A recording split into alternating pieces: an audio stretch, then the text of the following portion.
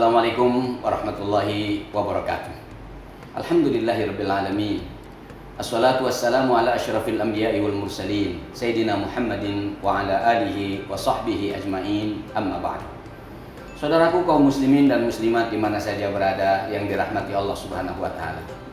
Puji dan syukur marilah kita persembahkan kepada Allah Subhanahu wa taala setiap saat. Karena Allah juga setiap saat memberikan nikmatnya kepada kita. Mudah-mudahan Allah terus menambah nikmatnya kepada kita dan kita bisa mensyukurinya dengan sebaik-baiknya. Saudaraku, di antara pelajaran yang bisa kita petik dari ibadah puasa adalah sabar.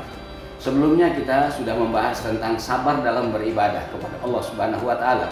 Sekarang kita akan bahas tentang sabar dalam menghadapi berbagai macam cobaan. Dalam hidup ini, cobaan adalah satu keniscayaan.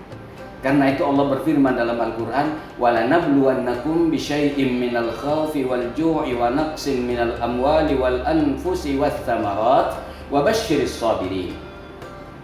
Pasti kata Allah, pakai la-nya adalah lam litauqid ditambah dengan nun litauqid.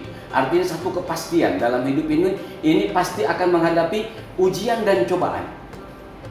Dalam ayat ini diurai adalah ujian dan cobaan yang tidak enak rasanya. Kenapa? Rasa takut, walju lapar, wal khauf, walju wa naqsi minal amwal, kurang penghasilan, yang tadinya kerja gara-gara virus COVID-19 ini mungkin bisa berhenti kerja atau perusahaan juga berkurang income-nya.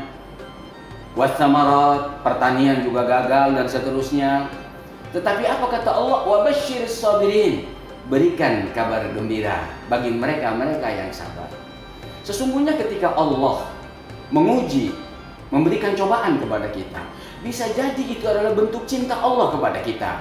Meskipun juga tidak bisa disimpulkan semua seperti itu. Karena ada hadis Nabi yang berbunyi, Innallaha idza ahabba ahadan ibtalahu. Allah kalau mencintai seseorang, itu pasti mengujinya. Bukan Allah ingin tahu cinta kita sebesar apa kepada Allah, tapi Allah ingin buktikan di hadapan makhluk lain, di hadapan para malaikatnya, betapa cintanya hamba Allah ini luar biasa. Diuji dengan hal-hal yang tidak enak pun dia tetap setia, beriman, sujud, ruku kepada Allah Subhanahu wa ta'ala. Meski ada juga sesuatu yang tidak enak yang dirasakan dalam hidup kita, itu merupakan teguran dari Allah Subhanahu wa ta'ala, agar orang-orang itu sadar, agar orang-orang itu insaf, dia tidak lalai, tidak lupa. Ada pula juga sesuatu yang tidak enak menimpa kita, itu adalah hukuman dari Allah Subhanahu wa ta'ala untuk mengurangi dosa-dosa kita, untuk menghapus dosa-dosa kita. Artinya apa? Setiap apapun yang tidak enak menimpa kita, itu pasti ada nilai baik di sisi Allah Subhanahu wa ta'ala.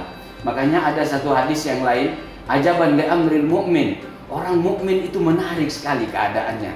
In asobatu sarra, kalau dia mendapatkan sesuatu yang membahagiakan dirinya, syakaro, dia selalu bersyukur. Semakin tunduk kepada Allah Subhanahu wa ta'ala, berterima kasih kepada pihak-pihak yang menyebabkan dia dapat nikmat dari Allah Subhanahu wa ta'ala. Wa in asobatu dharra, kalau dia mendapatkan sesuatu yang tidak enak dirasa, sobaro, dia bersabar bahwa ini adalah dari Allah Subhanahu wa ta'ala, ini adalah ujian dari Allah, ini adalah cobaan dari Allah Subhanahu wa ta'ala. Semua yang tidak enak itu tidak mungkin keluar dari tiga kemungkinan. Pertama, bentuk cinta Allah kepada kita.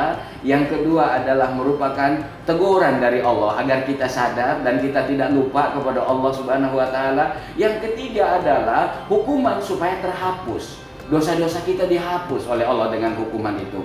Jangankan yang berat, kita sedang jalan, kaki kita tersandung saja, dosa kita akan gugur, akan dihapus. Kita sakit kepala atau sakit yang lainnya, itu semuanya ada nilainya di sisi Allah Subhanahu wa ta'ala. Karena itu kita harus sabar.